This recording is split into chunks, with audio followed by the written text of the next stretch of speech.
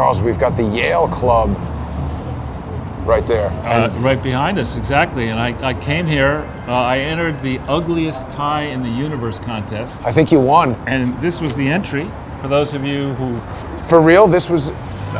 just making up the contest, but you can see it's an authentic. This is, it's got... William... Oh, look at that. But it's amazing. The reason it has that is I gave this to boarding school. I gave it away, and the nanny put a name tag sewed it into the thing. But anyway, Pretty fancy. But this is an Hermes tie, and it's seriously ugly. Yeah. But like amazingly ugly. And the thing of it is, it says Brazil on it somewhere, maybe in the knot or something. Oh yeah, I see that. And I was hoping, I'm really hoping, I got two of them, one for me and one for my Brazilian specializing brother. And I thought, maybe these ties are so ugly that nobody else in the world will buy them, and then I'll hold on to it, and I'll sell this thing for 50 grand someday. Yeah, this is not investment advice. Yeah, no. Speaking of Brazil, Bolsonaro is moving to Florida. Everybody's moving to Florida. To Mar-a-Lago? I don't know, but they said that he was crying and that he's moving to Florida. But Charles, Happy New Year. Welcome to 2023. Hard to believe. Time is really flying. Yeah. Somebody's saying, add the pride flag to the tie. It's already in there somewhere, probably. But anyway, this, we're standing in front of the Yale Club. This used to be, in the day, very valuable real estate because it's directly across the street from a nice entrance into Grand Central. So people would come, they'd spend a few nights at the Yale Club, and then they get on long-distance trains long time ago. And in there's some beautiful entertainment rooms. I think you could see the Christmas tree behind me. Yeah. And sadly, though, that George Stupidopoulos' producer, oh right, he died suddenly at age 37 of a heart attack. I'm not bringing it up.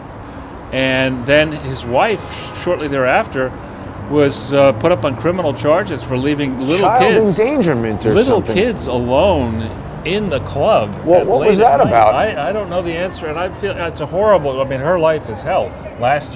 Last 2 weeks ago, her life was probably rip-roaring great. The producer was going to get a bonus and new kids and coming to New York for Christmas. You lose your husband suddenly, and now you've been arrested, and your children could get taken. Yeah, the children are going to be taken away. Wow, that is terrible. But do we know any more? It's very weird. Has George Stupidopoulos made a comment about it? I don't know. Maybe he pushed a button on the guy. Yeah. Do you want to go in this way or that way? Well, let's go in. This is the good entrance, you said, so we might as well. Well, it's been remodeled since the days when you'd come if you were traveling. Let's run the gauntlet of maniacs. Okay. Again? Yeah. Yeah. Speaking of running the gauntlet of maniacs, I've been saving this to work for you. So I was downtown. I decided I'm going to take the subway. So you know Joe's Pizza. Yeah. The viewers know Joe's Pizza. So Joe's Pizza was just opening up. It was not open for business. The guys are like taking the boxes and stacking them, and no pizzas have been made. But there are already two bums in front of it, begging for money from everybody coming by. So then I walk up 6th Avenue, and I see two bums sleeping by that weed store that's next to the pizza store. Yeah. Right there. But they're in chairs, covered with stuff, fast asleep at 10:15 in the morning. Roche Bombois furniture. And then further up the street, there are another three bums lying on 6th Avenue. And, multiple bums asking me for money on just the space of one block. So I get onto the subway, and I'm thinking, I hope I survive this. Yeah. Because I had to go downstairs. And sometimes in the mezzanine, you start at the main floor, there can be problems. But when you go in the mezzanine floor where there are no trains, often there are a lot of homeless people in there. None. Go down to my floor, wait forever for the train, get on the train, and I notice there's a disturbance in the force to my right. As if 1,000 voices cried out and then were suddenly silenced? Yeah, and so there's this people of color couple who are there, and because weed is now legal in New York, mandatory, at 10:20 in the morning, or thereabouts, they are rolling reefer, whatever. I don't know if that's legal. And they're out there, and he's got one of them has, he's got the bag of weed, and he's got the rolling papers, and he's just rolling. And we get to 14th Street, and a big guy who looked to me like he might have been a former cop or FBI guy with a pin in his lapel or whatever, that kind of guy, he comes in. He looks like a guy who has been in a lot of fights and is not going to take any shit. So he stands, he just goes in the front door and he stays there. And the guy rolling reefer is right here, if that's the right phrase. And so that guy takes immediate offense. At the weed? The reefer. No, the reefer guy says, "Hey man, I'm claustrophobic. You're disrespecting me. Blocking my weed roll here." And this big... Should we go in here? Sure. This big gangly white guy is not taking any shit. He is not even entertaining the motion of doing anything, the notion of doing anything. And so there proceeds to be this altercation where the reefer roller is saying, "You were racist." Oh. And fortunately, I thought about leaving immediately because maybe one of them might have a gun or a knife or whatever, and I was 8 feet away. And, what if a bullet gets... Yeah. And then... It's happening a lot. And it's just, we'll see it now. We're going to go, actually we can go, you want to go down past the Oyster Bar? Well, let's just look at the main thing. The main yeah, thing, and then okay. we'll come, but we got to go... Oyster Bar's right there, but... Okay, so let's go down to the Oyster Bar first, and then we'll come up. Yeah. So what happened ultimately with these guys? The guy got off, but and then he kept saying, the reefer roller kept saying to this white guy, "You stupid, you a child, you don't listen, you stupid, you speak English?" And he was just like secure in the knowledge that whatever he did, nothing was ever going to happen to him. Right. But how the decision tree that gets you to rolling, have a large amount of weed in a bag in public view, creating these marijuana cigarettes on the subway, stoned, because I think he was stoned. It's just wild stuff. That is crazy. I mean, so this used to be the Oyster Bar. It says Oyster Bar. Yeah, I mean, I guess we thought it was opening because we came by here and it looks like it's still in there, but it's just closed as hell. Well, let's just see. It is the first day of the year. What do the prices look like? Can you read them? Well, small type. it is. What, Chardonnay? Oh, this is wine. Maybe the food is over here. Yeah, raw bar. Oysters per piece. $4? $5.05 for the Per first piece? Per oyster? Yeah, I guess so. I don't really like oysters. They're a little slimy. Kind of. Like, I don't know. Turned down an oyster? I've eaten them, but my cousin's father-in-law unfortunately has passed, but he had a liver transplant and lived for several years with that.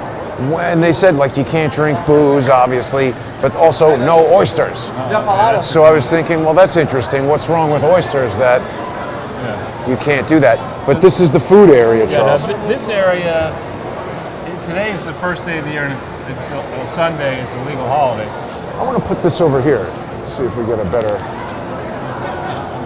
Keep going. And but we were here right when there was the first lockdown. We went down here, it was vacant. Yeah, it was empty. Let's go around and see how many of these things have come back. Sure. I mean, the Shake Shack... Well, down over that way, where we first come in, they're still all closed. Okay. This area is pretty full. Okay, cool. But also, it's perhaps deceptively full because I think a lot of people are in town from last night, right, having partied, and now they have their hangovers and come here and get some Shake Shack and then ride back to Westchester. And actually, now you have the Long Island Railroad in here as well. Oh, is it here now? I believe that they just opened that. Wow. That was kind of a big deal. They spent kind of many billions of dollars doing that. They burned it. Look, there's Magnolia. Yeah, this looks like it's out. Definitely.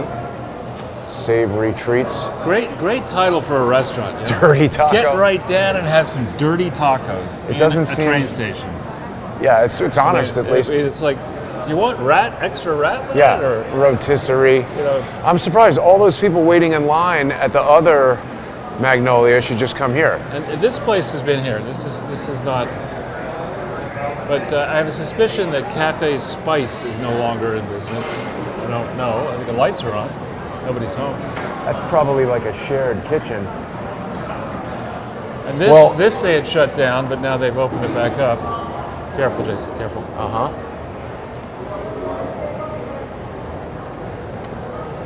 Charles, we got a lot of crazy people hanging out. This in here, the sidecar dining area, you sit down, the police station is right down there. And if you sit here for a while, you're going to see the people who are apprehended State troopers come by here. Everybody, it's quite a show. Zero's is a big business. I mean, it was a big business. But Yeah, I mean, unfortunately, I think here's the state troopers right here. Go. Happy New Year. Why do they make them wear the hat? I think it's like a rite of passage. You got to look like Smokey the Bear. It's the right of hats. Not exactly. Got no right to be wearing that hat. That's right. And So Joe there's Biden with his right of ass hats. You got to get an ass hat. Yeah. But He's a guy who accounting class. He's like, I'm an expert on ass hats and liabilities, or liar nobilities. yeah, So normally this would be just jammed on a weekday. yeah, pretty empty right now. It's not humming. You're saying this side is all. Well, just when I came down the stairs, the whole front part. I mean, look, this is basically vacant, right? Yeah, there used to be like a magazine store here, Hudson News store. Yeah. Maybe people aren't reading anymore. Probably get it all on the phone, no? I guess. So someone says the Long Island Railroad opened here last week. Oh, okay. Yeah, I think I All heard right, something about it. where Oh, is look, this is that place that was on 23rd Street. I guess it's here now. Donut Factory. Plant. This is different than the Plant. donut pub. Well, this is fancy, the donut plant. This was in the Chelsea Hotel, but Was it's it? out of business there now. I guess maybe this is where it moved. What do you think? And sadly, there are quite a collection of homeless people in here normally. I don't know what that is. Does that go down to the? I'm not LIRR, really familiar maybe? with that. But I mean, this is what I'm talking about. These food places Yeah. are out.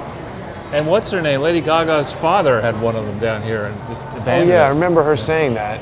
And I was thinking, I mean, aren't it's you like a billionaire? Can't your father retire? And isn't it? Yeah, I mean, of all the places to try to serve out Italian food, I'm not sure the basement of Grand Central Station. Although, to be fair, I mean, the reason why, maybe this is only in New York, but when stuff is busy, it's like, hey, what is like Grand Central in here? But true. no longer. This is now dead. Right. Yeah, get ready. That was synonymous with the busiest possible thing you could imagine. Right. Yeah. You call somebody, and they're busy, like, oh, it's like phone's going off like Grand Central. Yeah, it's nut any mill. Hey, look, they have a museum here, Charles. Yeah. I didn't know that. Is This this is new? the New York Inflation it's- Museum. But it's the gallery And the annex. New York Inflation Museum is transitory. Right. Where is the Transit Museum? Right there. No, that's the store, they're saying. Oh, I think it's next door, maybe. That might be right. That's interesting. Well, so 2023, it seems like, it seems like it's going to be not that good, Charles. With the whole thing in Ukraine is escalating into a major conflagration with Putin making what was described even on RT as an unusual speech. Right. But when I read it, Seemed fair. it was fair to call it unusual, but what they meant by unusual, you got to remember, whoever was writing that is probably Russian as a first language, and they just meant that this was out of the ordinary because Putin was giving the speech not from the whatever gallery at the Kremlin that's his normal speech place, but it was from a military base with all the. It felt more American to me in that he had the soldiers behind, like a marketing kind of a, like, hey, take a look at this, we're about to come bomb you. Well, I think I sent, and people may have noticed, a piece about the. Look at, sorry to interrupt, but check out Apple Store, Charles. It's like Grand Central over there. Yeah. So sorry, you were saying you think you sent? So there's a story reprising the timeline and reciting the arguments the Russians have about why they're concerned. And basically, the brief summary as I read it was that in 1992 and afterwards, we, the United States and the West, embarked on a campaign to A, coax former Soviet Union countries to give up their nuclear weapons, specifically Ukraine, and B, to try to take control over any biological weapons or potentially dangerous stuff. And by 2005, apparently, under Bush, I think just as Obama became a senator, And I believe that was his first trip in 2005 Oh, with right. Yeah. With Senator who? the guy from Indiana. who's Yeah, a and they Rhodes Scholar. named the thing after him. Right, yeah. And so and that was the trip To up, a biolab. I think so, or some Georgia. in Georgia, exactly. And then they detained them. Right, and took their passports. And so we don't know what Obama's passport looked like when that Something happened. with an L, that guy's name was. Sorry? That guy's name was with an L, I think. It was Rhodes Scholar, Indiana Senator. You should Maybe the get- comments will remember. Yeah. Should we go? Either way. Let's go that way. Okay. Go We can west. look at the Chrysler building. The Chrysler Building is, we're walking towards it, yeah. So, I used to work right over there. okay. Sam In an Edwards office, editing. I hope. Good. Yeah. Just kidding. So, anyway, so this recites that by 2005, and in that agreement, the West made certain representations to Russia as to what they were actually doing. This was, and the Russians began to be very suspicious when they found out, prior to the special military operation, or if you want to call it a war now, prior to that commencing, the Russians had said, listen, and for the 15th time, we want to understand what in the fuck you people are doing in these former Soviet and Eastern European countries with all these labs, and why is the work being carried out by the ministry, your Department of Defense, using private sector contractors? Lugar. Richard Lugar. Yeah, exactly. Good memory. Very good I memory. looked it up.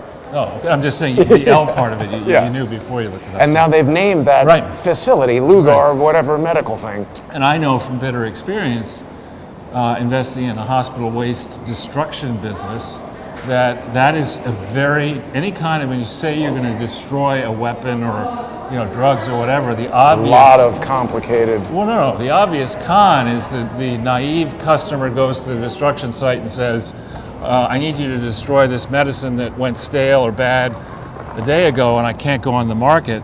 And the guy sits there and says, oh yes, we are ISO 9002 and we'll do all this crap. And you really have a serious problem here, so you're going to have to pay us a lot of money. Meanwhile, they're rolling joints on the subway. No, they take, what they do is they say to the customer, yeah, we destroyed all that stuff. Then they take the stuff, they send it into Afghanistan or down to sell it. Africa and just like obscure the fact that it's bad medicine, they collect the money from and that's what happened in the hospital waste thing, and likely what is happening with this project. But Russia, has gone through, as I've been telling, for example, Katya, when I speak to her from time to time, I don't understand why Russia is so patient.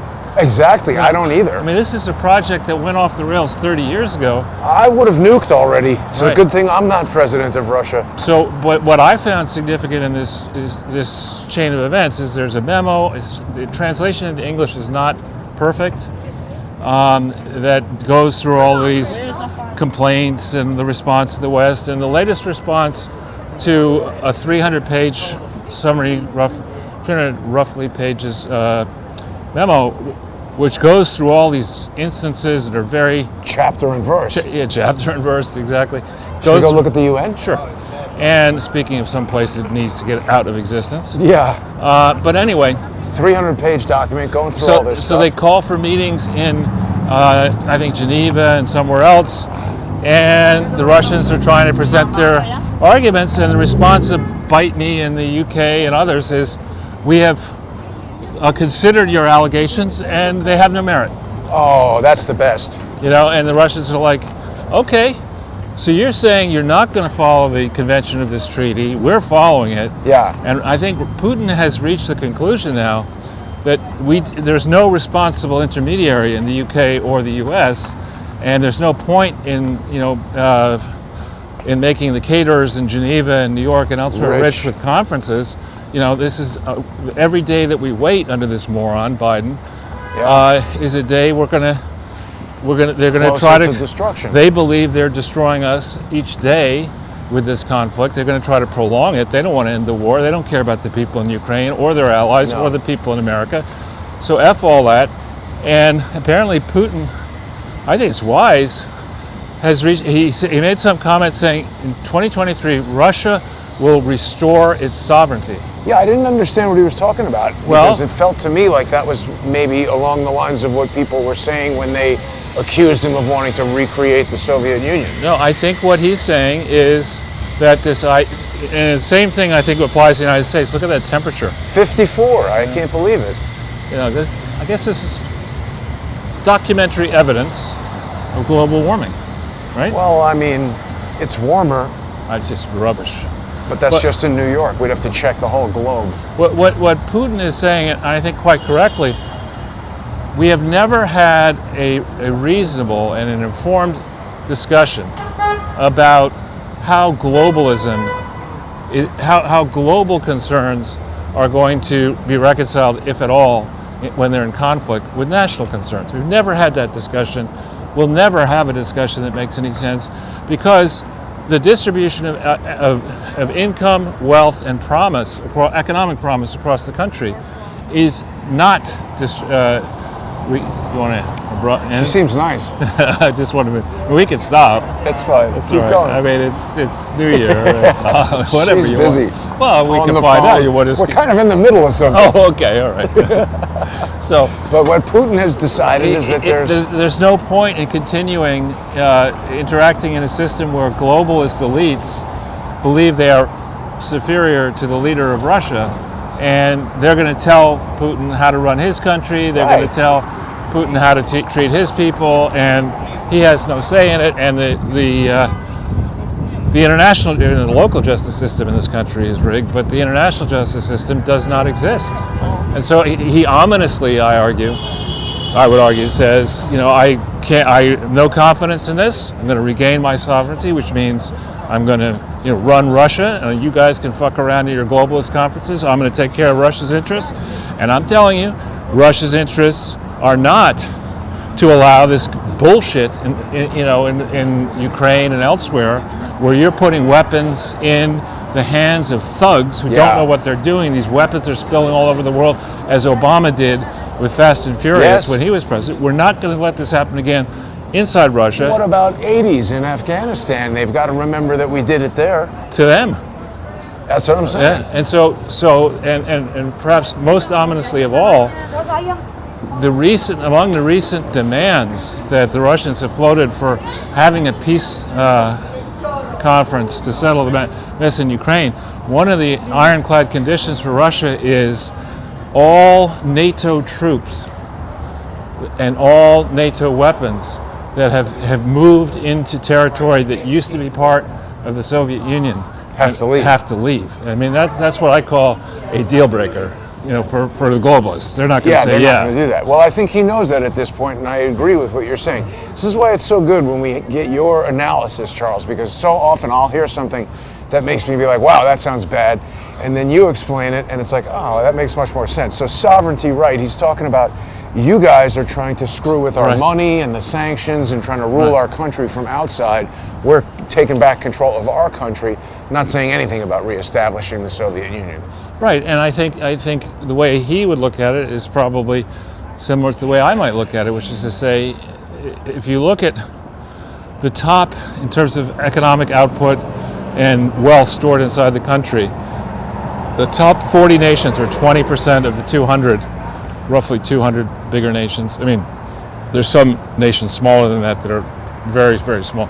But you just used 40 and 160. 160 of these countries, I don't want to say that they're hopeless because they'll never, but they're not, it's like the bottom 160 pro golfers. Are they good golfers? Yeah. Are they going to win the Masters? Not getting a shoe deal. Yeah, they're not going to win the Masters. And so, most likely. And similarly, once you get below around 40 in terms of GDP per capita or GDP total or however you want to look at it, you're going to have a hard time competing, very hard time competing against well-developed at one point economies like the U.S., Germany, Japan. At one point. Yeah. So when I listen to this and I consider the time you and I have worked together and prior time, where so many of the stuff, let's just wait and let me catch my breath if it's okay. So many of the stuff that the deep state and the editors decided was controversial or conspiracy theories has turned out to be not only true, but the magnitude of concern knowing the facts, should be a lot higher. There's another genius, probably going right to Yale Law School. But That kid needs a bat. With me holding the end of it. But so you look at where we are now, and you look at the great work of the art department and the title department. Oh yeah, that was your idea. I put that new department in there. It could be a sub-department of the art department. But this was a good idea, the post-Biden adventure.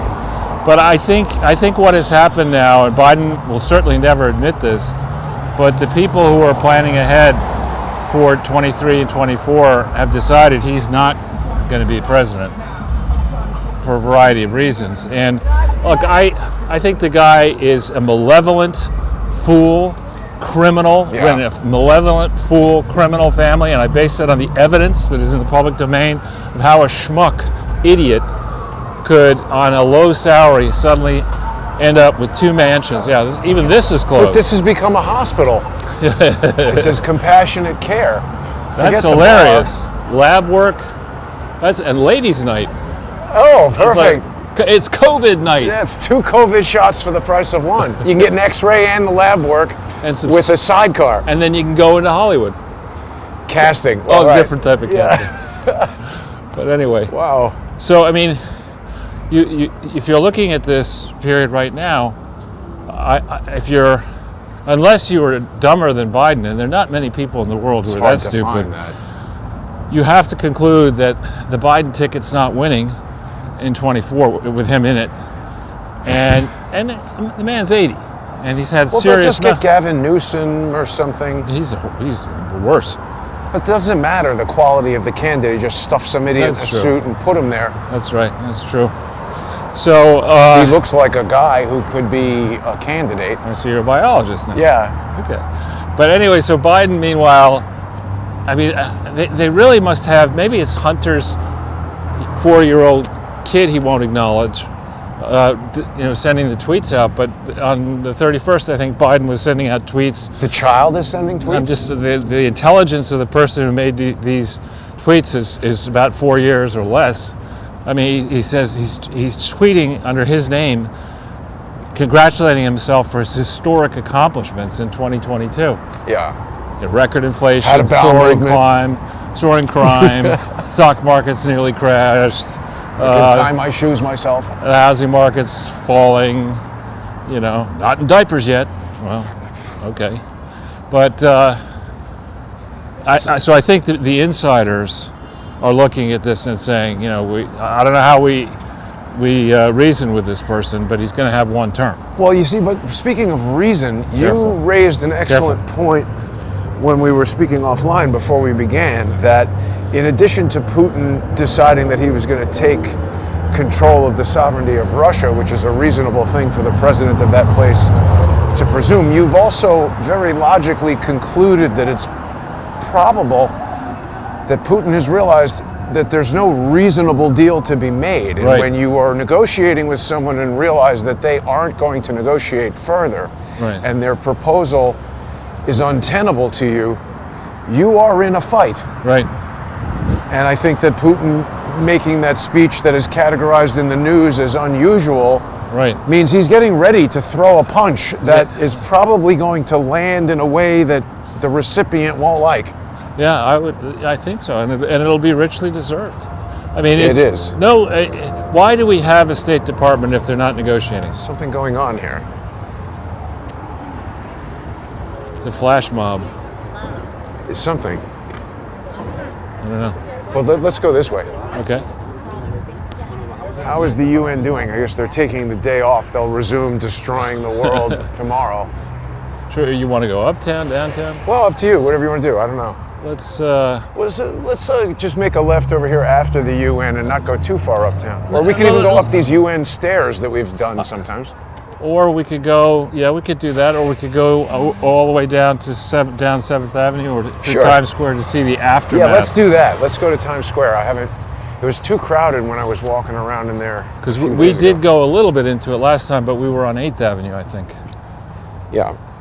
So stabbed by a machete in the head in Times Square last Three night. cops. Terrible. Yeah. And then they were shooting.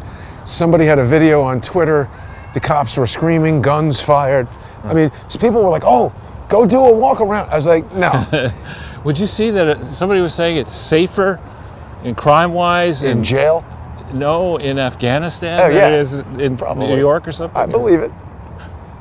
And I was just walking down the street because, as I've told you and the viewers, I'm in early days thinking about buying property because I think the market's going to, collapse. So I want to be ready when it gets to a level that's more interesting.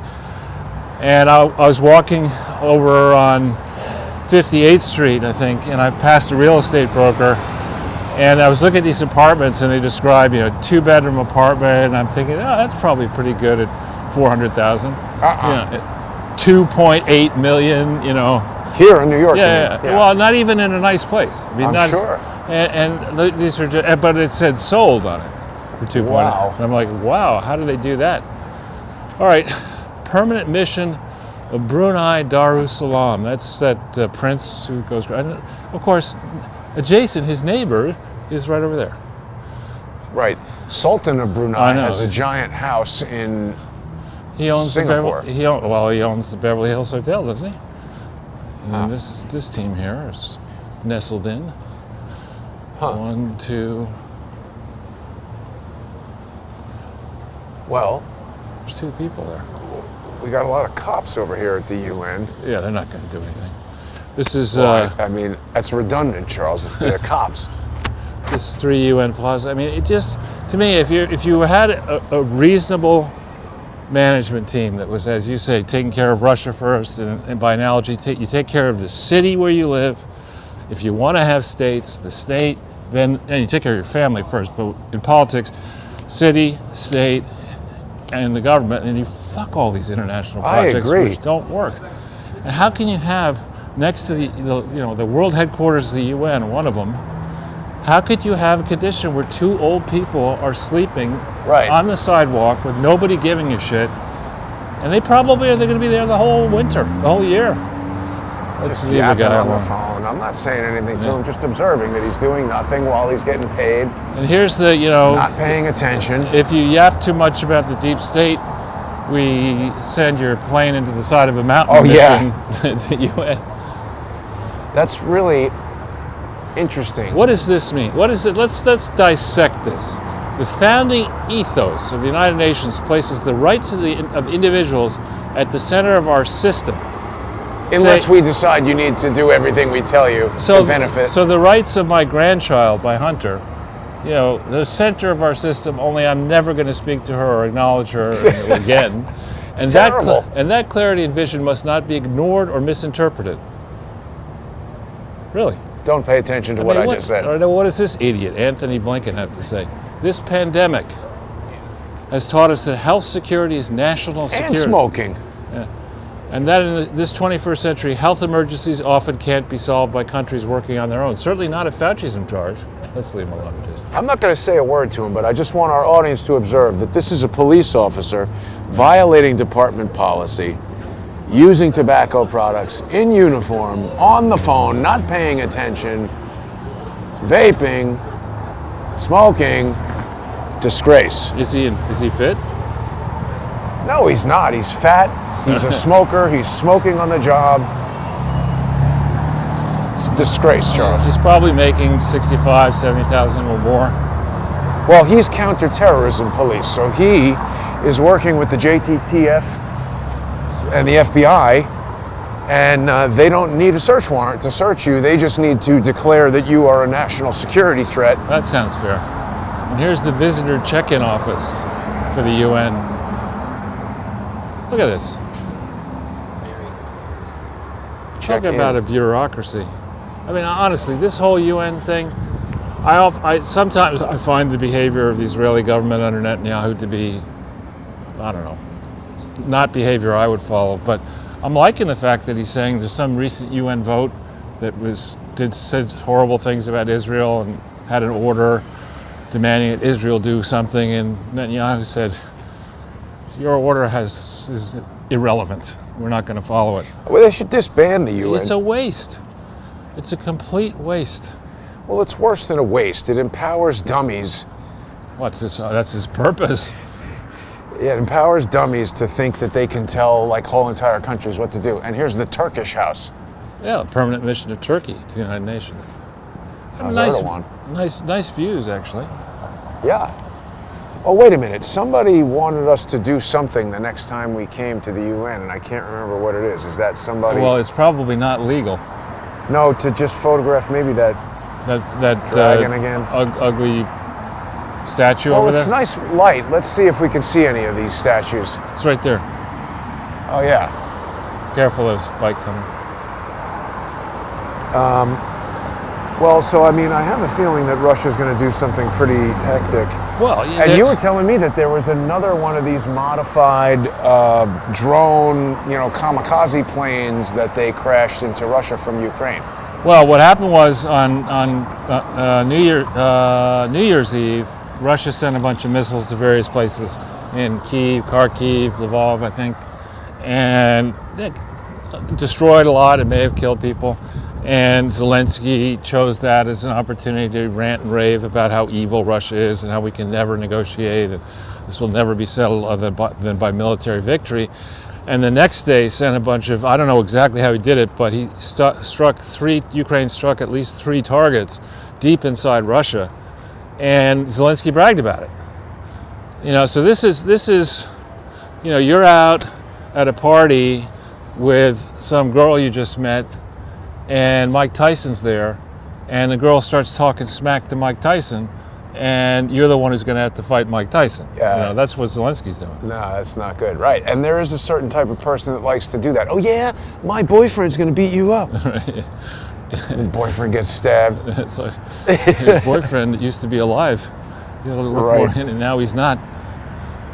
But that's Zelensky's posture. Frankly, that's John Kerry and Blinken and Lloyd Austin and all these people. I mean, what is America's legitimate national interest in Ukraine? Why are they giving any of this money out? Like, when did that start? Certainly 1776. They weren't sending billions of dollars to every country in the world. Why did the United States start giving this financial aid to everybody, and what the hell is the point of it? I don't know. That's St. George and the Dragon, I think, supposedly. There he is. So there we go. So we've now fulfilled the whatever somebody had asked us to do. All right. So yeah, do you get anything for that? Sense of pride and accomplishment. Yeah.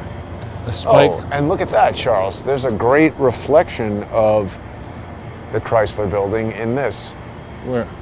What is that? Oh, I see. Oh, that's the Trump World Tower. That's a Trump. Yeah, the Trump World Tower. He's got Trump towers everywhere. That's great. I mean, this is actually, on a day like today when there's no wind and it's not too cold. It's nice. Well, it's nice, but do you see any open restaurants or grocery stores? Oh, definitely or not. That's the problem with this all the way on the east side. Should we head that way? Yeah, let's get... So the police have a mobile command center there. That way they can vape and text without being photographed. That's right. I mean, it really is a disgrace. Whatever the job is, if I walked into the office of 21st Century 3D and people were sitting around vaping and texting, I'd say the same thing I say to that idiot. What the hell are you doing? Right. Get to work, stupid. Huh? Oh, okay. So I think that Putin will look as he can with a much bigger force of diplomats and intelligence and computers. He'll look at this and he'll say, look, right now, as it gets cold, we have the advantage. We've been laying our forces in around Ukraine. This will be perhaps one of our last opportunities to denazify Ukraine and Poland, if we need to, and maybe other places. And the Speaker of the House may or may not be appointed this week. You had to declare war against Russia. The House of Representatives has to meet. So let's get them flat-footed. Let's go in as soon as we can, as soon as it gets nice and cold, and let's do this campaign in a way that causes the peaceniks amongst our NATO allies, the green elements of the NATO allies, to say, we don't want to get in this thing. You know, you could Right. we'll freeze to death before we get blown up. You know, and you could see it is possible, and I'm no military expert. Look at this captured Christmas tree, Charles. Where? You're no military expert, but what were you going to say? Oh, this Catherine Hepburn garden. Yeah, she used to live around Oh, here. I didn't know about that. Yeah, she used to live around here. See that? You always spot something interesting when I'm being Yeah, she used to live on Distracted. 2nd Avenue, and I think right up here. Charles Catherine Hepburn had a very strange way of talking. Yeah, I liked her. She's a good. Was she She an was- African queen? I mean, she was always an old lady when I was. But in the old movies, wasn't she in the one with Spencer? She and Spencer Tracy were I think- romantically involved, and Yeah. I think she used to live in, townhouse here and a country house in Connecticut, in like the interior of Connecticut. That was back in the day when New York was like Livable. Hitchcocky. Yeah. Who was telling me the story that they were walking by the International Arts Club, well, I won't describe what happened there, but this person was walking by, and Hitchcock was in there. Oh, yeah. And looked at him, and he was like, "Wow, Yeah. this is like the Hitchcock show." Right. Well, back in the day, when Oh, this I know who was telling me that story. when I would say in the 60s, 70s, 80s, 90s, when at different points in time, a lot of those longtime New Yorkers would, they'd be hanging around at the restaurants. They'd meet them on the street. They'd talk to you. Also, Dali would walk around with an ocelot. Is that right? Is that like a mini tiger? I think it's in. Yeah, he had some exotic cat. Wow. Actually, my friend Lenny Lipton, who I've told you about many times, he was the boom operator on a documentary about Salvador Dali and got yelled at for accidentally knocking Gala in the head with the microphone. Who's Gala? The wife. Oh, is that his right? muse. Uh-huh. Here's another captured entertainment bush, Charles. That's right, Hanukkah Bush. I don't think we told the audience, but I was telling you on Christmas Eve, I was watching a documentary. I was just flipping channels, there's not much to watch, and it got to this thing about how Jewish composers are the ones who develop most of the stuff you would say today is Christmas music. Oh, right. And it was really very interesting. They went through each of the composers, where they came from, their hardscrabble lives in many cases, and how they got into the business. And they had these comments from Jackie Mason and other people. It was very, very funny. I watched it for about, say, 45 minutes. Well, and I mean, of course, they probably addressed what Bach would be doing if he were alive today. No. Decomposing. That's right. That's a bad joke. Yeah, it is. Especially knowing my mother's connection to Johann Sebastian Bach. I don't know that. That was her expertise. Him. Right. And, Studying it, right. And that, I don't know if you could tell Bach music. Maybe you could. Me? From listening. You might. It's very, my father would say, and others would say, it is highly mathematical.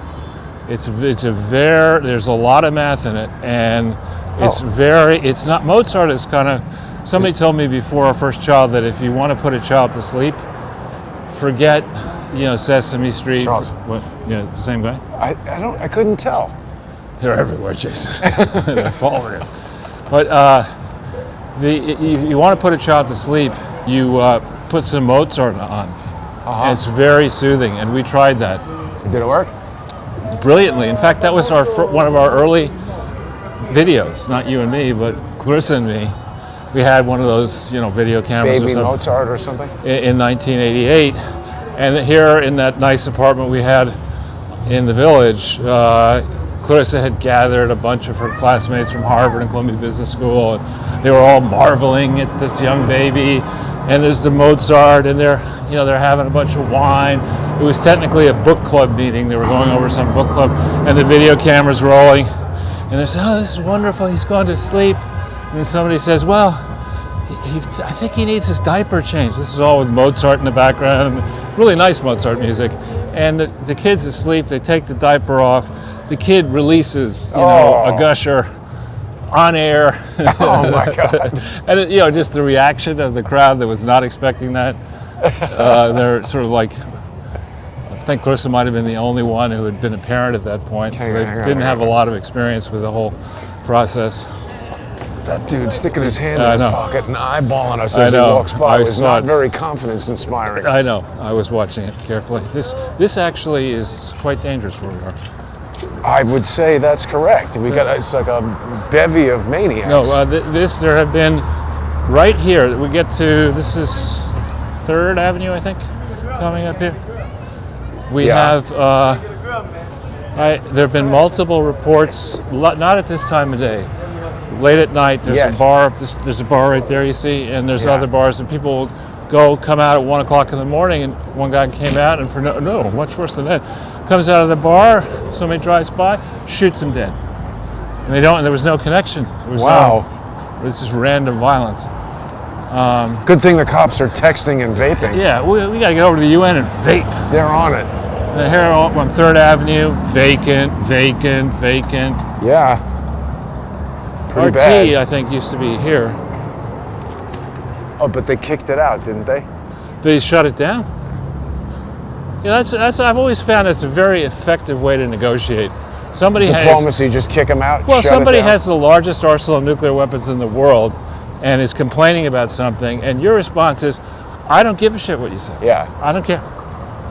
Okay. Good. We're gonna nuke you.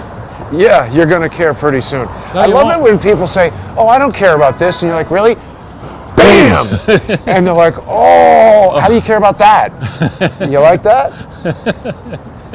Somebody said that to me not long. I don't care about. Oh, there's a whole lot of other people who care about it. I think. So this type, I don't know if this particular bar is filled with ne'er-do-wells, but you could come out of here drunk. And get stabbed. And that may be your last moment on Earth. And mind you, this is where Lexington is coming up, and Park is next. I mean, this is we're walking right by JPMorgan's future world headquarters. Huh. Well, I was going to say, this all looks like it's getting pretty built. Those guys are smoking some serious weed. Oh yeah, it was. How do you do that? I mean, is it 4 o'clock yet? I mean, how do you get stoned January 1st, walking around a dangerous city? And they're going to stay up till 2 in the morning, probably. I don't know. I don't know. You young kids, they stay up. Who knows what the hell they're doing? It doesn't involve a tremendous amount of common sense. There's does that say Snafu Bar? It does. SNAFU. Oh, yeah. Situation normal, all fucked up is what that stands for. Yep. Military terminology. This sort of describes where we're at in the country right now, Charles. And there's the that's the JPMorgan building. That's being built quite quickly. Yeah. Well, they typically get the outside up very quickly, and then it takes forever to do all wiring the fine work. and air conditioning. Well, and and then the finishing and woodworking. Right. Ventilation. Oh, look at this blue light. I got all 4 of mine out right away. Well, what other major things are happening that are piquing your interests, Charles? Well, the report on the performance of the market. Terrible. I went in, by my calculations, the Dow Jones during the year 2022 was down 9% roughly, rounded to the nearest whole number. The S&P was down about 19, and the NASDAQ, which is the broad technology index, what percent was that down, Jason? 33. Exactly. You were supposed to guess and pretend that you guessed, but anyway. So yeah, that's pretty bad performance. I was up actually, but I'm not, I will not manage money for anybody, but I'm very happy to be up. There's the Chrysler Building again. What are you doing? Just showing everybody the Chrysler Building again. Oh, I see. I do like the Chrysler Building. I've only been in there once. I've been in there, yeah, it's nice. You can't really, I guess Juan Tripp had his office up in the top of it there. Is that right? Well, I don't know. There was some movie where Alec Baldwin played, maybe, is that the movie where what's his name is Howard Hughes? I think it is. DiCaprio? Yeah, The Aviator, I'm pretty sure. And Alec Baldwin plays Juan Tripp, and I think he's in an office in the... He was CIA. One trip. Was he? Sure. Pan Am? Well, I'm pretty sure Pan Am said make the 747, right? They were the ones who got Boeing to make the 747. So if Juan Tripp was CIA, that further bolsters my theory that the CIA would have been involved in the design and development of the 727. Could be. I think they were. And you know, it brings up an interesting point, because you mentioned it briefly before about conspiracy theories coming true. I did a show just a few days ago with a guy who's an expert on D.B. Cooper. We were talking about various events that have happened around the 727 over time. Right. And they're very suspicious. The CIA has an unusually acute interest in the 727. And I laid out all this stuff and asked him what he thought, and he just said, well, I think it's bullshit. So and I was like, okay. Is that better? So I've decided that if somebody says that something is a conspiracy theory, or simply just says, oh, well, I don't agree with that, and does not offer countermanding facts, then that probably person true. is either an idiot or deliberately lying, and it's just not a valid form of argumentation to say that's a conspiracy theorist. Well, I think people should start rejecting that en masse. Well, and I think this whole Disinformation Governance Board, Yes. things are either true or false, or mostly true or mostly false, or whatever. But to have some singing damsel in distress, unqualified to decide to make any serious... I mean, that woman didn't know whether she was allowed. She didn't realize... Let me just finish if I can. She did not understand that she was giving an interview when she was saying, I don't know if I'm supposed to give an interview. She's that stupid. She's stupid. And she's going to basically moderate, not simply You Twitter. mean when I called her? She didn't know, yeah. Yeah, that's a great call, by the way. I don't know if Thanks. people can listen to it. But the point that I was trying to get there is that that's not correct. The Disinformation Governance Board, she was a limited hangout, Charles. They're like, look at this. We have this person singing because we don't want you to look at the 12 million FBI, CIA, DOD, all these military and Secret Service agents or whatever the hell they are working for Twitter and Facebook and all that. So they distract everybody with her, and they say, oh, she's been fired, the board's been dismantled. But it's not like they came out and told us that there's an entire disinformation governance industrial complex. Well, if you think about it, I guess I'm old enough to believe, and perhaps incorrectly, that there was a measure of merit in the grades I received at the tough schools that I went to. Careful, this stuff's everywhere. It's a turd, isn't it? I don't know. It's probably what they're going to. Klaus Schwab is going to recommend next that shit really tastes pretty good. Yeah. And it says very. The more you eat, the more you shit. It's a it's a fantastic thing. Yeah, idiot. But if the grading system of anything, so the grading system, the reviews of movies, the reviews of books, the process by which a book or a movie gets produced, the grades in school, your evaluations at work, all of these things can be corrupted. Yeah. And I think, in 1989, I thought, with the Berlin Wall having fallen in '88, I thought that the world was going to open up and become, better, much better. Law and order would prevail. People would do better. Americans would do better. And I think what has happened instead, worse, is that the communist people who Bill Maher has correctly said that wokesters are not liberals. These are intolerant idiots. Yeah. Intolerant, corrupt idiots. And I've always found him very funny. I was distressed he when he became kind of politically crazy. But I think he's now in the vanguard Coming again. back a little bit. Saying, look, why are the same people, the grandchildren of the people who were agitating in the 60s and the early 70s, for Make Love Not War and the Green Revolution and all that stuff way back when, who wanted us to all be tolerant of their radical views.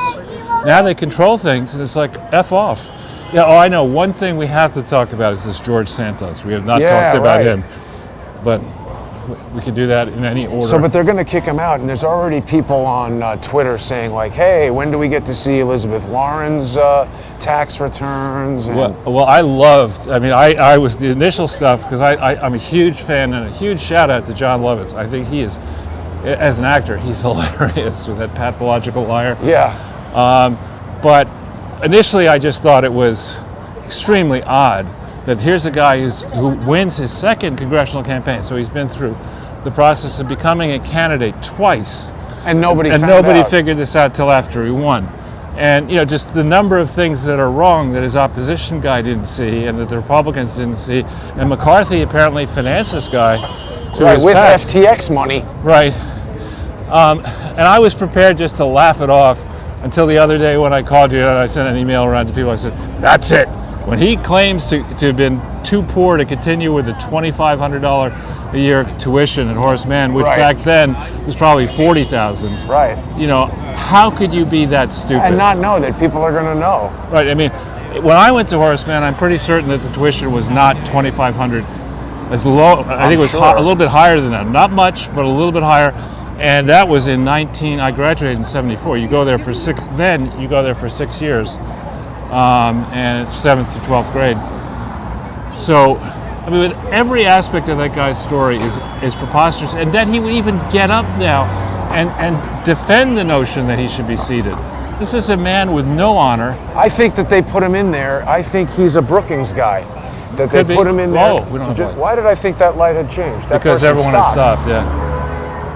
I think he's a Brookings guy Could that be. they put in there to do this and then make a whole big deal. And then, But I do like the ref you were on there of, people saying now, well, Elizabeth Warren's not a Native American, she's still a senator, which is a good point. Joe Biden, every major facet of his life is a lie. right. We still don't know, how the big guy got all his money. Now we know that the FBI and others conspired in 2019 before he was a viable candidate. I mean, he wasn't immediately the front runner. It was unclear who was going to get the nomination in January of 2020. And so in 19, they had the laptop. Just wait a second, Chris. They had the laptop, and the FBI, that is, had the laptop. They had, I'm sure... And they're talking to Twitter about protecting Joe. Well, but the point is that I believe the investigation into Hunter began in 2018. What? Festivus, Paul. Well, there you go. 2018. So by 2019, they have this laptop. They had to know that there's course they incredibly knew. damning stuff in 19. And, they're going to go give all sorts of warnings that Donald Trump's a Russian agent, but they don't care at all that Joe Biden is Well, this on is the the payroll game. of the Communist Chinese Party and Ukrainian thugs and all this kind of stuff. It's ridiculous. Trump did exactly what I expected. Make a big deal out of, don't take my taxes. Yeah. And then they got him and he was like, haha, it's all legal. That was pretty funny. Yeah, and now he's saying take Joe's. Well, that's what they should do. They should. Well, I not just the taxes. To audit it. Well, I think they should. You should be forced, if you have a high-level national security clearance, you should have to get a real accounting firm, not BKD, Yeah. not Pricewaterhouse, Tigers. a real accounting firm. And you should have, this by the way is the Diamond Street. Yeah, that's what I was about to show everybody. We haven't walked down this recently, or at all maybe. No, we have in the past, but not too much. Normally it's open on Sunday. I guess because it's New Year's. Look, Bitcoin is accepted at that. What about FTT? Yeah, exactly. I got all these FTX tokens. That's right. Let me in. So, Well, what about him selling? And he's on Twitter. SBF went to Twitter. He's like, I didn't do that. the guy is just, He's dumb. he's crazy. It's crazy stuff. Manny Winnick son. So, but Trump was pissed, but nothing's going to happen, or what? They checked out his tax returns and that's it? I don't think the tax returns show anything other than his fortune diminished as he entered politics. Which is the opposite of every other person who's been president. Yeah, look at Bill Clinton from 1992 to the present. Right. Let's do an audit of that. Exactly. How about Barack Obama? How about George Bush? How about Mitch McConnell? How about Kevin McCarthy? How about Nancy Pelosi? I mean, that's just disgusting. And see, what you're saying right now, Charles, is I've been on the fence back and forth. But right now, I want Trump back in 2024 to do that and election integrity. Yeah. Just be like, you know what? We're going to audit every living president Right. who was doing that to me. Right. And but they're never going to be able to bring these guys to justice. We'll see.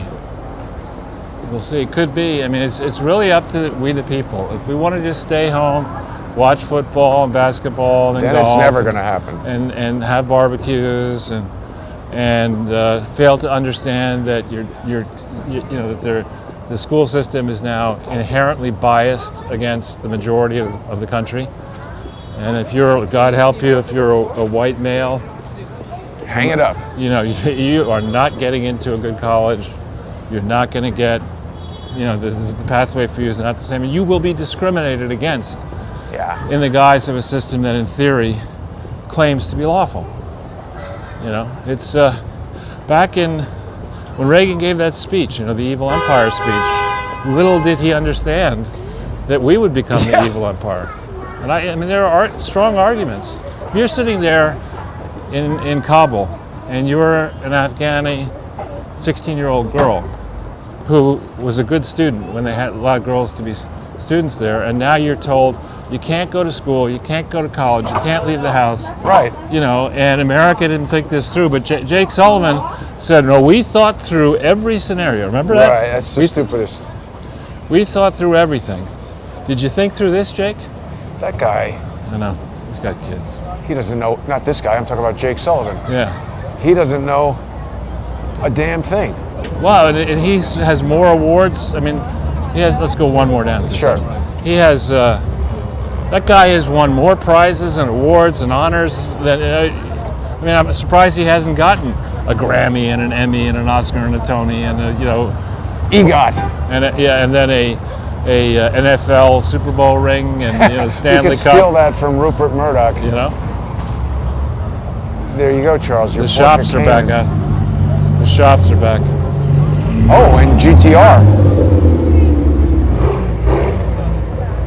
What's a GTR? GTR is a super turbo, it's a twin turbo Nissan supercar. Okay. And I know you're thinking Nissan supercar? It's a Japanese street racer legend. Japanese rice rocket. Kind of, yes. But the kind of most legendary of all those. But A lot of weird people. So last night, this was impassable, correct? I mean, I didn't even want to come to struggle and fight the crowd because I did it last year, and I don't think they had it segregated by vaccinated versus not vaccinated as they did last year.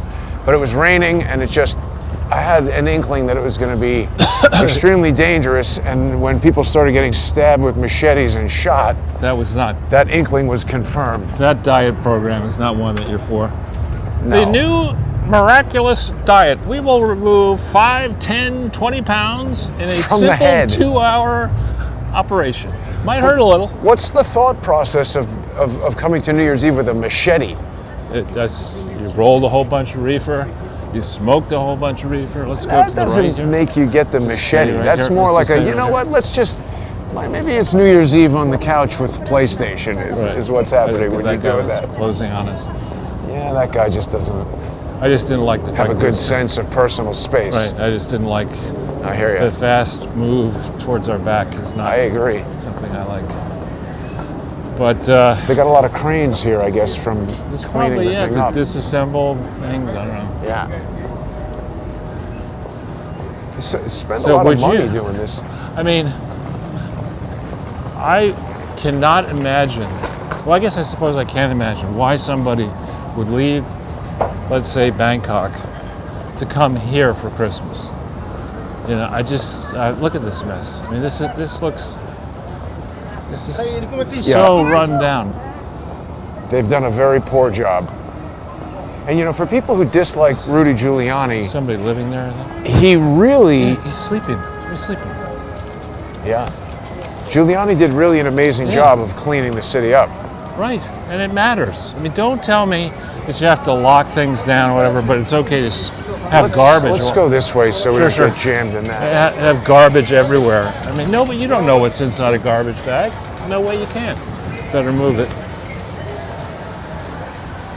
Right? I mean, there's no way in one of these black garbage bags you know what's in there. There could be a body in there for all you know. A diseased, body with leprosy could be in there. A lot of people are getting the flu, Yeah, that happens this time of year, right? I guess. So, I think I mentioned to you, but I'll mention on air that I had to take a COVID test, Oh, yeah. and I passed. COVID negative. Got an A. I mean, I think it's because I got it either possibly before we went to Norway, when I went to the Bahamas, or I certainly was sick after Then Norway. wouldn't it tell you, this guy's just driving right up on the sidewalk, wouldn't it tell you, what is this person doing? He's an idiot. Well, he's in a big car, though. The guy is just straight honking at people on the sidewalk He like does he's that. They going to park. be driving. They park right there. That's where they pick people up. I mean, they shouldn't, but that's That's where. crazy. Look at that. That's appetizing. You want some of that? Yeah, You want that to go? I can. What'll it take for me to put that in a bag for you? It's wonderful. But wait a minute, we were talking about something. I They forgot. always are. Well, it looks good. This is pretty busy. Yeah. And it's got the happy 2023. It is pretty busy. I guess it's warm today. That's right. Should we And go everybody's cross still- and down, or do you want to go down? I think this is going to be a Nightmare? difficult thing to pass. So go that way, Yeah, then? yeah. It's really unusually warm for January 1st. Well, it's just proof of the global warming. This guy, I just hate it that these guys are blasting that music. right? Dude, I told you, I'll tell the audience, the 2023 began on a not a good note for me. At 4:47 this morning, why you got all those emails in the morning, I'm sound asleep, and next thing I know, Whoa, I hear this really, you gotta go around this way. the birds, I know. Charles. He's always here. It's a lot of money. A lot of birds. This is what you should get Joe Biden standing in front of the White House like this. He'd probably generate more money for the country. Look at all that cash there. Brave guy. Sorry. Got to feed the birds. Feed the bird brains. So you woke up at 4:30 and what happened? 4:47 Oh, because yeah. I had the window yeah, open yeah. and somebody was playing like a tuba or a trombone or something, very loud. Is this fake? No. So this is one of these scams. Which one? There's a girl who did a whole video going around talking to those guys, Oh yeah, it's a complete and she scam. They're figured not out the scam. which is they give you something and Yes, then ask you to pay for it. right. These are these guys on bikes, so Yeah. they may be congregating. So 4 a.m. And the fucking guy's blowing the horn at 4:47, waking me up, and he was not anywhere near my apartment building. I nearly said, "I'm going to go out and tell this guy to stop tooting his own horn. You woke me up." It's probably not even his horn. He's tooting somebody else's horn. Right. So that's why my apartment is in a courtyard, and when I'm in the bedroom at night with the thing closed, it's very quiet. Yeah, oh, I'm actually I not like on the that. street either. I'm in the back. Wow, and you can still hear It it. woke me up, and I don't generally wake up with that kind of stuff. But I was thinking, where's the thought process? I mean, who walks around on New Year's morning with a horn? A big, like I said, it sounded to me like a tuba, like a big, big horn. Somebody who just wants to annoy people. Is this that Starbucks Reserve? I think it is. Yes, probably. Fancy Starbucks. And isn't that the restaurant? There was, or maybe a block up from. What was that restaurant where there was? What? I forget. There was some. We stood outside the restaurant. There was some Oh, yeah. contretemps. You're talking about Carmine's. Right. But that's over Yeah. down there. Now, is this Hotel Edison? Does this have something to do with Thomas Edison? Probably. I don't know that he was involved. I don't know. But it's. Look at it. It's nasty. I mean, they probably charged $350 a night, but it's. Oh, at least I would think. So Or it's probably loaded up with migrants. So is this named after Drew Barrymore's grandfather? I think it is. Samuel Jackson's doing something here. Right. Danielle Brooks.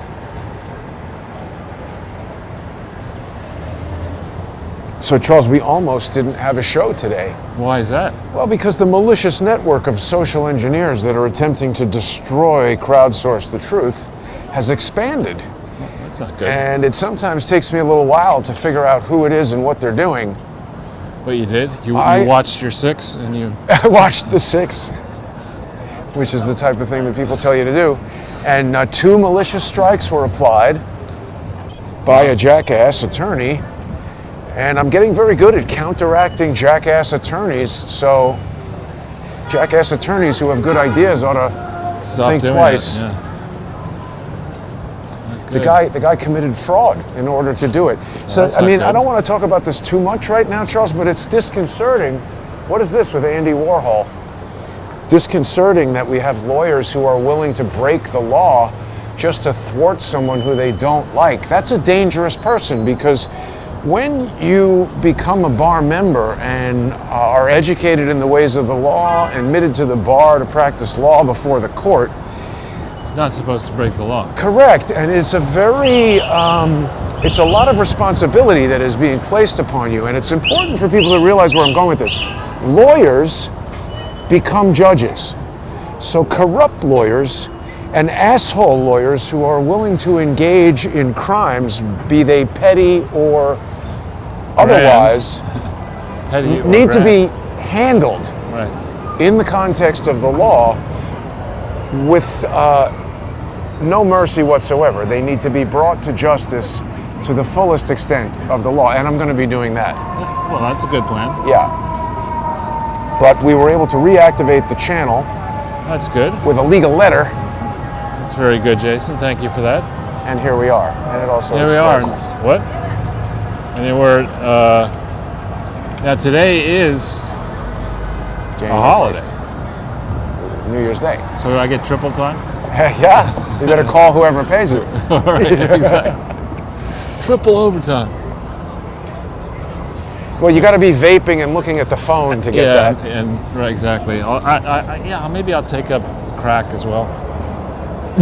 Or rolling reefer. I mean, the nerve. It's like that time when we were in front of Trump. Oh, yeah, right. See, even these old ladies waving their arms. All right.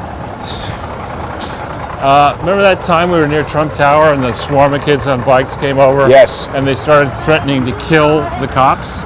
Well, that was just the one kid who was threatening Yeah, I know, to but kill. there were all these cops there. And they said, hey, we asshole. got some vaping to do. And that guy just walked by me and he nearly Oh, had did to he? I get out didn't of the see way that. to try to not get hit. I tell you, Charles, it's becoming extremely unpleasant to just even leave the I apartment. know. It is, yeah, and it's not going to. Tomorrow it's going to be horrible too. We're back at this no longer Christmas Village where they used to have oil pump jacks. I looked it up when I went home, and it was just an art installation. They weren't actually Right, drilling you for sent me. oil here. But I didn't know But that we until did. last week. Yeah, no, I know you did in Paris, which is why when I saw it, I should be very precise. The team I backed Right. had done that. We drilled outside of Paris in the suburbs. oh, well, when I saw it, I thought of you telling me about that, and I said, well, if they're drilling in Paris, maybe they're drilling in New York. not it's granite under here. This is I didn't know anything Yeah. about it. I just saw pump jacks and figured oil. that is when I tell people that's one of the, we made a very high rate of return over a number of years doing that, but it was people say what are you doing in Paris? Oh, I'm drilling for oil. It's What? quite odd. I'm here for the art show. Well, Yeah. not me. Oil. Well, a year Not ago I. on John Cullen Investigates, we had a Christmas special where Kevin Sorbo joined us. Really? Yeah, and I know Kevin Sorbo from working on the movie Julia X. He played the killer who brands the girl with the X. And the thing that reminded me of this is that there's a scene in the movie. He's a serial killer in the movie. Oh, that's a great part to play. Well, he wanted to do it because it was such a departure from his normal Right. thing. And I was thinking, Kevin Sorbo, he's a very good actor because, first of all, his performances are good, but he's very professional. He was never giving us any crap on set. And then that guy from Avatar was there for one day. He was the worst. Right. And I was just remembering how much Sorbo hated the guy because he didn't read the script, he didn't know his lines. Sorbo's trying to do a scene, he's looking over at us, he's like, what am I supposed to say? This guy's making stuff up, this is not in the script. And he was like changing the movie. Right. But the point of the story is, the opening scene, Sorbo is burying one of his victims at a pump jack, and we did this shoot at a pump jack in Louisiana, and there was so many mosquitoes there. Oh, yeah. I couldn't believe it. And so when we went there to scout the location, we got eaten alive by mosquitoes, but it was just me, the director, and the writer.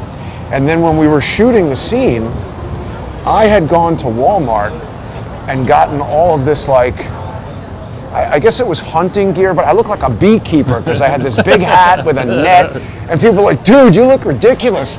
And 5 minutes in, they were like, hey, do you have any more nets? And I was like, get lost. I'm looking ridiculous. Get right away now. from the camera. I'm looking ridiculous. I'm busy. But Sorbo must have gotten eaten alive, and he just never complained. Yeah. He was very good to work with. Yeah. And the pump jack.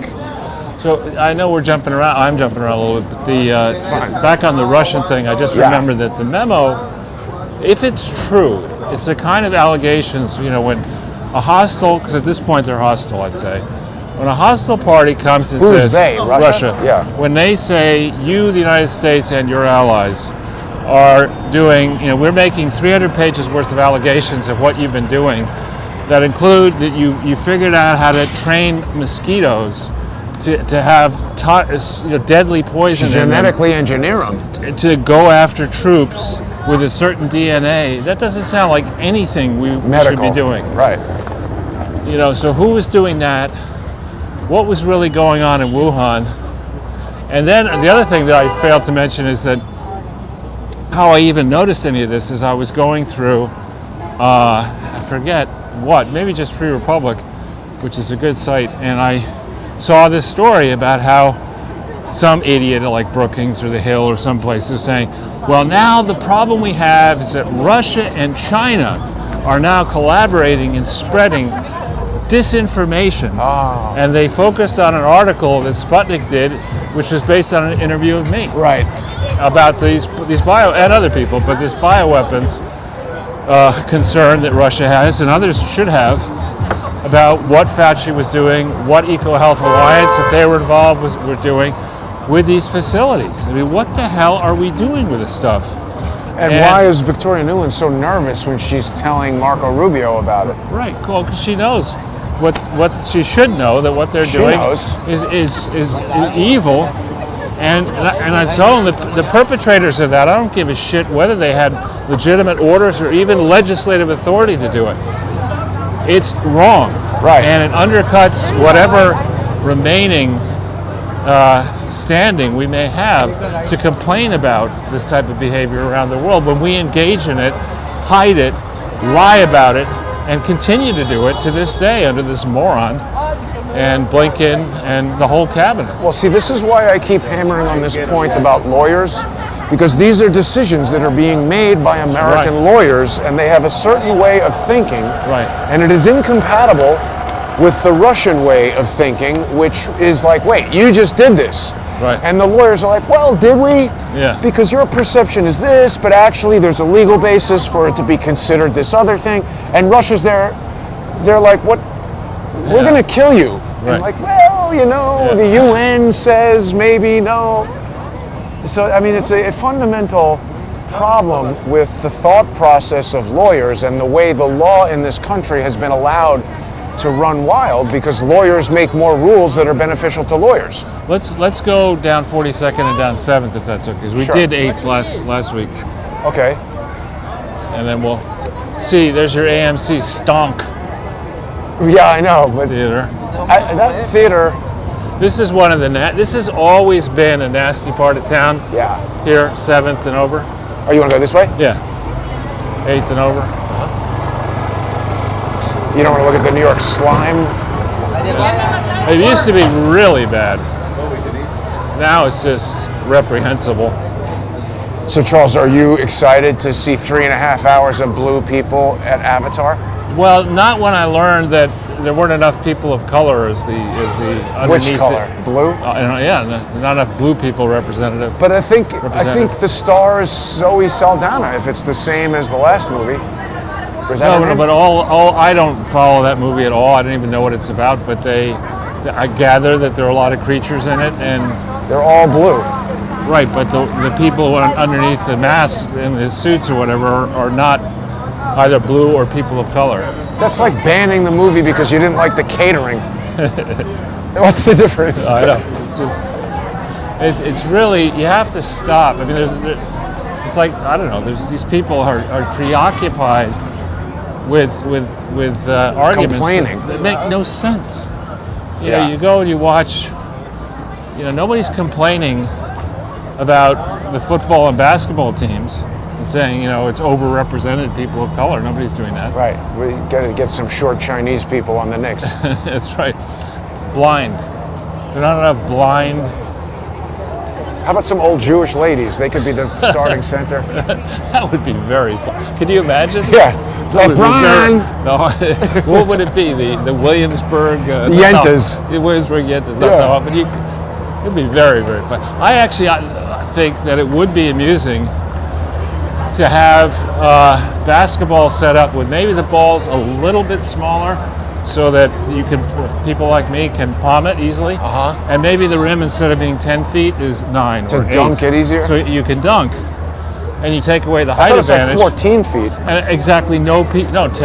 And exactly no people would ever watch that, right? I mean, because if you could watch the big guys do it, why would you want to watch a much easier version? Well, you know what's interesting? Like, I don't really watch sports, but a lot of people complain about women's basketball, that it's not that exciting. It isn't. But women's boxing is much more about technique than brutal power. I've never watched either one. I don't really watch Male or women's female boxing, but boxing. I'm told by fans of it that it's good for the technique. Well, I'll tell you what is fun to watch, and that is wrestling with Spanish subtitles. And Like the Mexican masks? Yeah, well, no, where all the announcing is Kanye in West. Spanish. You can't understand, or Italian or something, you don't know the language. They used to play that at Monty's when Giovanni was alive. Peter hated it. He would have wrestling on the TV. It's pretty funny. And it's so loud because he was going deaf. And it's so staged, obviously. I mean, all the wrestling, there's nothing real about it. But Yeah. it is. John Why Cena. is this closed? That's Lion King or Aladdin or something. In case of emergency, go see Aladdin. Yeah. I just am not interested. So the other thing is, they arrested that guy who was fighting with Greta Thunberg. Oh yeah, in Romania, and they've tucked him away for a month now. But the thing that's so weird is I never really heard of that guy before, Me and then either. suddenly he shows up. He's like, "Hey Greta, I have 33 cars." Then the premise is he's arrested because he has a pizza box there. I go look at the pizza place, and of course the phone number is 3030. Right. Now people will say, "Oh, that's a conspiracy theory," and I would say, "No, it's not, because those two things actually happened." And that's the phone number of the place. I'm not saying anything other than it's certainly at least a coincidence. Right. Because he mentions 33 cars, why? And then the phone number for the pizza place with the very conspicuously placed pizza box is 33. Why? I'm just saying it seems like somebody set that up, very probably him, and it seems like a message to somebody about something that we don't understand. Right. What is going on here? Well, and don't forget, we have the next big item on the agenda, other than Martin Luther King Day, is 19th? I think it's I think it's the 16th this year. 16th. Because the 2nd is a Monday, 2 weeks. But is the World Economic Forum, Oh, right. where so they are, everybody who's in the loop is all set to go out there. One of the main themes is preparing for the metaverse. It reminds me of that story I think I've told you before, and the viewers a long time ago, of me going up to, I think it was Harvard, for an interview in senior year, I think, sitting on the old-fashioned train, and really old cars, probably the cars made pre-war. Wow. And having this very nice, beautiful girl sit down next to me, and I thought, well, this is great. And I talked to her, and we're flirting and whatever. And it was cold in the car, so we both had our coats on, like a coat like this. And after a while, as we got close to Providence, I was hoping she was going to Boston. She said, well, I'm getting off here in Providence. And why is that? And I talked to her for maybe 3 hours. Wow. And she seemed nice enough. She said, well, I'm getting off here because I'm going to a convention. What convention is that? And she shows me this button, and it's one of those psychedelic wheels. Yeah. We've seen this guy before. We saw this guy down it's on a Triumph. We saw him down on Washington Square Park. Yeah. I think so. That's anyway, pretty funny. so she got gets this. off in Providence. No, she doesn't get off. She's got this button with this Swami on it, Guru Maharaj Ji. And she said, "Well, I follow Guru Maharaj Ji, and I've come to Providence." Check. Yeah, exactly. I've come to Providence because we're all getting into the spaceship and going to the sports arena is going to Guru Maharaj Ji. After he asked me to give him all my money, which of course I did. He said, "Just come to this auditorium, and he's going to turn it into a spaceship, and we're going to go to Alpha Centauri." Oh. And I'm like, call me when you get there. Hey, like, watch out, dear Charles. This guy's got his bicycle coming all over the place. Yeah. So. So she leaves for Alpha Centauri. And I've probably thought of her once or twice ever since. But I mean, there are some crazy ass people. No kidding. Most of them are right around here now. Exactly. Yeah, this is sketchy as F. Well, but even the weed guys are taking the day off. I wonder if they smoke weed in the cabinet meeting.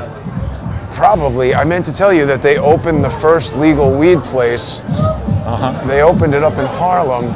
Why would they do that? Well, because they're saying they want to give the licenses to people who have been arrested for selling weed That's because smart. they're oppressed. But actually, it was for a 501c3 that's selling it. A homeless thing. And I was just thinking, like, why? How is selling weed part of a non-profit? I don't understand why they did that. But I looked into it, and the guy started it 33 years ago. I forget his name. And it was called like Housing Works, maybe, or something like that. Smoking Works? I don't understand why they would give the weed license to that if it's a charity. He probably paid the most money. But it just seems to me that they should be opening weed stores in Manhattan where they're going to make a lot of money, charge them tax, and then use that. Harlem is in Manhattan. But I'm saying in Midtown or somewhere, like, in other words, they showed the neighborhood that it's in, and it's not going to be. It's not your part of it. Premium sales going on there. It's it's. I mean, someone could probably argue like, oh, why are you starting out selling weed in this neighborhood why don't you sell it over here where all the bankers and office workers take their money and give it to the homeless people rather than flooding their neighborhood with weed? Well, this is not going to seem related, but it is on the 501c3 point. Last night I spent some time watching a bit of football, and I watched the first semifinal football game. College now, it used to be they'd have all these bowls, and then a whole bunch of people with nothing better to do would write articles based on who won what bowl and packing bowls. Who should be the number one because this person won that bowl but didn't win this game. And well, now they just have a semifinal structure like a typical tournament, a big structure that got to the semifinals, and it was really quite a game between the University of Michigan and Texas Christian University. Go Blue! And it was an amazing spectacle. I mean, a real contest. In the end, the underdog won. And then you start thinking about both of those places are 501c3s. I mean, the colleges, right? And they're selling and getting profits from the tickets and the television rights and stuff. They're not paying these kids. How much money is coming into these schools? I think some of these college coaches make millions, $7, $8, $10 million. Yes, and then endorsement deals and all this kind of stuff. Does no one ever do the correlation of, how many people who go through, just to pick on University of Michigan, where my great-grandfather was in the first law class. So I could pick on that one, I suppose, and nobody could say I'm unfairly doing so.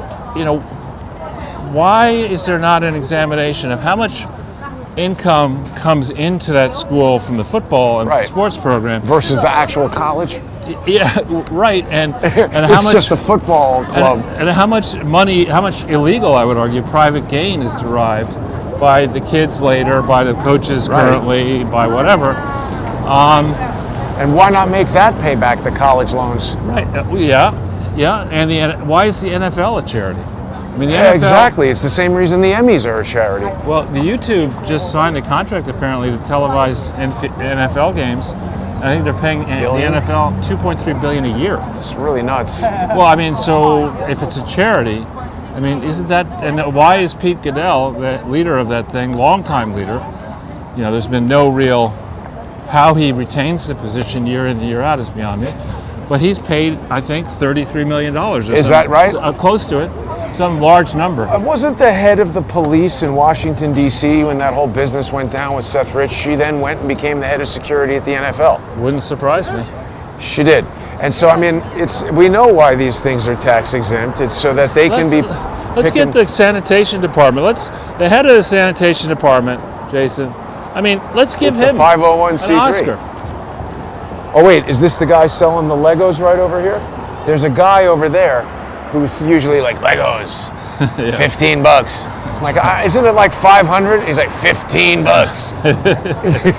Can I have a certificate of authenticity? Yeah, no, I don't like buying stolen Legos. Yeah. But you want the warranty on it? I'm not buying any Legos. Yeah. But I do admire that Hulkbuster Lego. It's a cool model. This is pretty crowded for this area. I agree. It's tourists. Yeah. It's probably French people. The flight leaves tomorrow. Well, so we're already on the more garbage. Look at this. Flip side of winter, where days are starting to get longer, and we've got a lovely golden hour sunset happening right now. Basically, Tuesday, Congress will be back, and the Republicans are going to start to make a lot of noise about trying to they're going to shit the bed. I mean, this McCarthy was very actively involved using donations, including from Bankman-Fried, to sabotage MAGA candidates in 2022, and including Madison Cawthorn. Remember Madison Cawthorn is that disabled guy, who at a press conference Didn't they kick him out of Congress? Yeah, I mean, he lost re-election. He claimed that he was disgusted by the perverted parties. Orgies that involved powerful people in Washington, D.C. And McCarthy said, listen, you obviously have not, I'm making this up now, you obviously have not been read into the program. But anyway, so they turf him out. They sabotaged Trump, I think McCarthy did. And I hope he doesn't become Speaker. I mean, Laura Loomer hates him. I do too. I think he has an R next to his name, but that doesn't make him anything less of a criminal like Pelosi. So anyway, the Zero Hedge, there's a piece I had sent you that people can see for themselves that talks about the 10 conspiracy theories that are likely to come true in 2023. And the number one is Ray Epps, which, again, I'm going to do this until something happens, but the video you shot really, I think, captures pretty fairly the mood on the outside of the Capitol. We did not, of course, even think about going inside the Capitol. But, just like the police love to say when there's a problem between a civilian and a member of the police, there are millions of interactions per day with the police, and this was just one. There were millions of interactions during the time we saw that. Many millions. And it was basically festive. People like you and like me, we wanted to be there to see what was really going on because we knew the truth would never be shown on television. And that has been so badly mischaracterized. And here we have Ray Epps, the suspicious Ray Epps, saying before the January 6th Unselect Committee, saying, I orchestrated the event. It's just the craziest. Well, don't look at that then. Don't interview him. You know, and you were mentioning SBF with the funding of McCarthy. There's an important comparison that should be made that I haven't heard yet, and I am remiss for not doing this. I don't know if you remember, but a couple of years ago, I met Ross Ulrich's mom, and Ross Ulrich is the guy who created the Silk Road. Silk Road. Or Pirate Bay or something. I forget what it was. He created a website for trading in Bitcoin, and they stuck him in jail for the rest of his life. But he just created the website, and his mom told me there was a lot of evidence that the illegal stuff that was traded on there was done by federal agents to entrap Ross. Yeah. And so they're letting SBF go. They're entrapping this kid Ross. They've ruined his life. He's been in jail for years and years. And Christopher Wray is, refusing to answer questions in Congress because he's got to take a private jet to go to his, vacation home, and while he's getting $17 million from King and Spalding, and the guy, David Jaffe, filed an ethics complaint for something King and Spalding was doing with a Chinese telecom company. And Valerie Caproni said, no, you can't have an unvaccinated juror because I'm so obese that I'm at risk of getting COVID. She's claustrophobic, like the reefer roller? She just is a miserable woman who did not allow this juror because he was unvaccinated. But I mean, let me ask you, if you had to ask Charles, what do you think the guy's political leaning is if he's not vaccinated? Right. Independent or conservative. Jaffe he lost. Yeah. The jury ruled against him. Yeah. But I mean, Christopher Wray, centrally involved, working for Mueller on the Exxon task force, which was a disgrace. Right. And just cocky as hell, thinking that nobody would get the idea that Biden, immediately having stolen, continuing down this path of stealing things, let's just put it that way, decides that the number one threat to America is domestic extremists, i.e. the 75 million people who voted against him. Right. I mean, it's just, and that there's nobody, ordinarily, in my experience, there's somebody in every organization who is, people may not even like that person very much, but they say, we don't necessarily like this person, but when it comes time to think through conflicts of interest and really dicey ethical questions, let's ask this person what they think.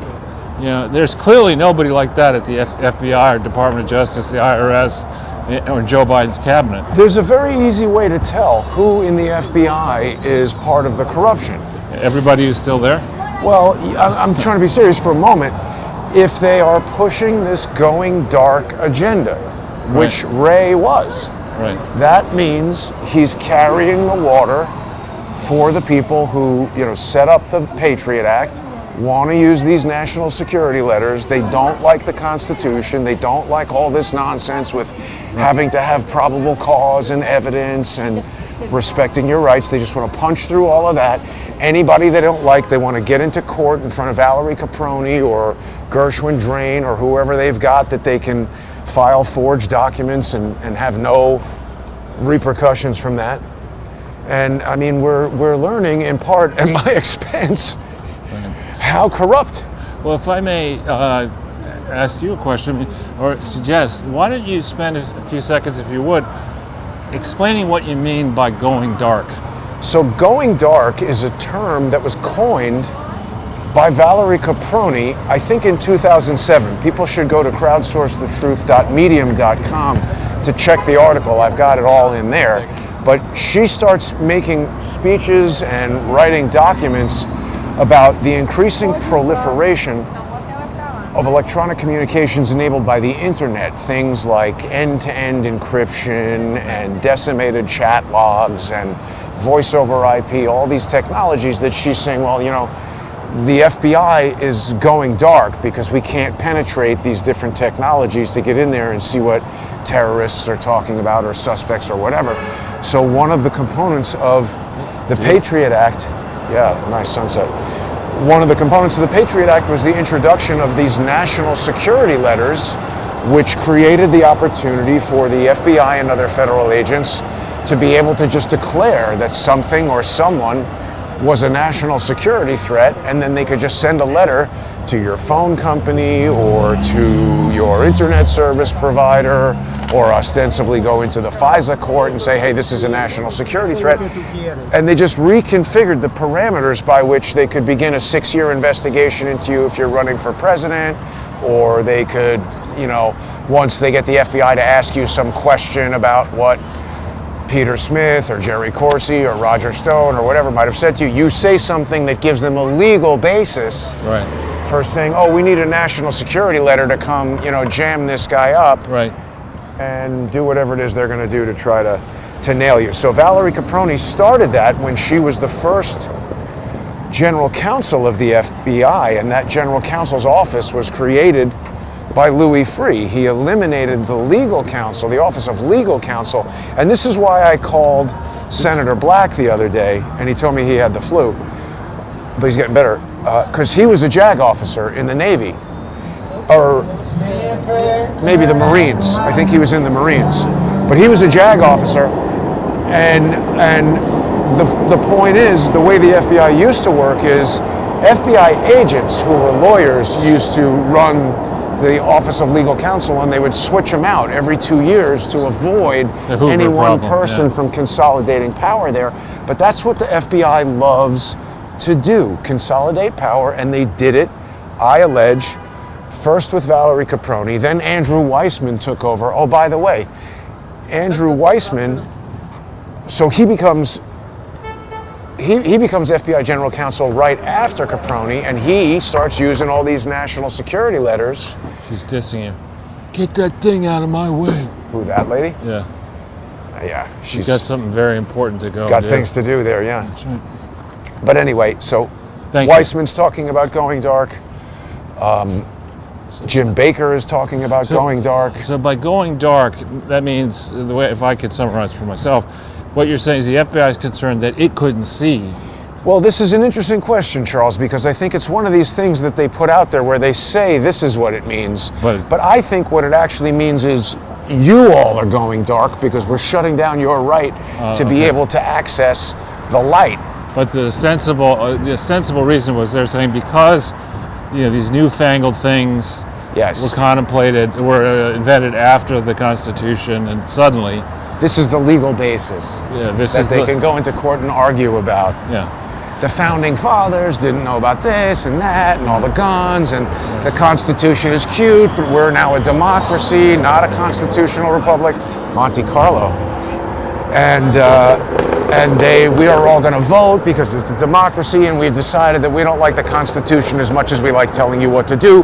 So put on a mask, get this unvaccinated juror out of here, and listen to fat people. And F off. Yeah. Right. All right. I got you. Ice bath. That sounds promising. Amazing pools. Airbnb? I'm not doing that. Nah. I think Joe Rogan does an ice bath. I've seen him do videos of, I'm not sure what the health benefits Joe are. Biden does an ass bath. He's bathed in ass everywhere he goes. It smells like some pretty good something cooking. When is Biden back in D.C.? Probably going to take another 2 weeks off to recover from his vacation. He's going to, I believe he's traveling somewhere soon. Going to Mexico. Not to the border, though. Well, we'll see. He's not going. It's too late. They've let millions of people in who we don't know. Right. Some percentage of those people are going to be dangerous. A lot of them are here. Like those guys are... There's something going on. We're not going to get involved in that. That's a security guard there. Razzing it up with skateboarders. Well, that's FIT. Right. Well, so we're just about out of runway here, Charles, but it's been an excellent walk today. It's been... Good start to the year. I felt quite vindicated that these asshole lawyers wanted to shit in our punch bowl on January 1st, and they got smacked. Good. That's going to keep happening. That's good. Well, it's a good, it was a good and fun walk around. Oh, look, that weed store is open. The smoke factory? His and hers. That's the Chelsea Body Work. It seems to be open. Dunkin' Donuts and Baskin Robbins. You think that's owned by like Mitt Romney. Nutrisystem? Mitt Romney created that. Did he really? I think he That guy he is had such the a idea. disgrace. But his idea was putting Baskin Robbins and Dunkin' Donuts together. Right. His idea was pretending that he's a Republican because he's not. That board meeting had to be, what are you talking about? Donuts and ice cream? It's radical. You know, he all has a taste test. No, trust me. This is going to the moon, Charles. Donuts and ice cream. Well, One is breakfast. Get this guy out pitch here. room. Yeah, exactly. Like these arguments that people have. I picture that often. Oh, yeah. I mean, I remember when I sold Champion Spark Plug Company. One of the reasons I did it is, you know, the biggest shareholders didn't really like the future. That's the way they saw it in the automotive industry in '89, and they felt that auto parts companies would be squeezed, which of course they were. And so we go to say, I got some ideas. This is what we're going to do. Our main business is going to decline, but we're going to set up retail stores, and we're going to make Champion Spark Plug clothing. That's where we'll really lose money. And I'm like, I just went to the people. I said, listen, you need to sign my engagement letter, and this Guy's the first one getting fired. No, he's a good guy actually. But this bitch needs to get sold. And yesterday, There you go. and we're not doing any retail stores in '89. You know, it's just not happening. All right, Charles. Well, that's it for tonight. Thanks for watching, everybody. Happy New Year. If people didn't get a chance to see my special New Year's Eve counter lawfare broadcast, become a sponsor of the show. Go on to subscribestar.com/crowdsourcethetruth or patreon.com/crowdsourcethetruth or odyssey.com/@crowdsourcethetruth. Thanks to everybody who's been sponsoring the show. And don't forget about Charles's extremely ugly tie. Which, if there's enough interest in the audience, we'll ask Hermes to do a special edition run. Each one will be $450. Sorry. We got some very strange radio interference right now, but $450 is Limited edition. a wonderful deal. Thanks for watching, everybody.